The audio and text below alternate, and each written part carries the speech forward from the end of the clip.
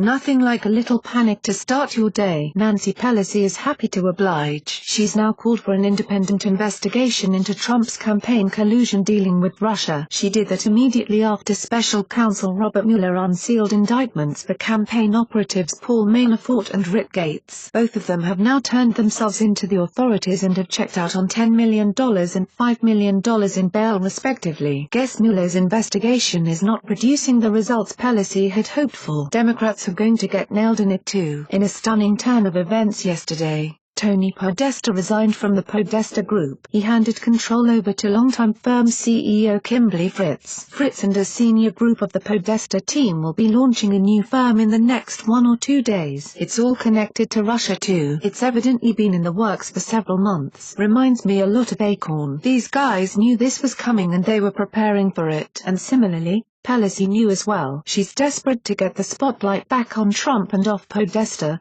as well as Hillary's Russian dossier and Uranium One scandals. It's telling that Pelosi is fixated on the non-existent collusion between Trump and Russia, but not so much on Clinton. She had this to say on it: even with an accelerating special counsel investigation inside the Justice Department, and investigations inside the Republican Congress, we still need an outside, fully independent investigation to expose Russia's meddling in our election and the involvement of Trump officials. Defending the integrity of our democracy demands that Congress look forward to counter Russian aggression and prevent future meddling with our elections. It's obvious that Pelosi and the DNC want an investigator that they can control, someone who is bought and paid for. Classic. Trump's former campaign manager, Manafort, and his sidekick Gates, surrendered willingly in response to charges from Mueller's investigation into accusations that the campaign colluded with Russia to defeat Democratic presidential candidate Hillary Clinton. They both are pleading not guilty, which is laughable. There is a solid case against these guys and they will be used as leverage. Manafort is well known in D.C. and has been for decades. Politicians on both sides of the political aisle have dealt with him as a lobbyist since the mid-70s. His business tactics are dirty to say the least. He had a lobbyist firm with Roger Stone decades ago as well. Trump has known him for many years, but Manafort can be bought and was by the Russians and the Podesta Group. He then joined Trump's campaign as a plant. Someone really should look into that as well. Word on the street is that Manafort is going to flip on Podesta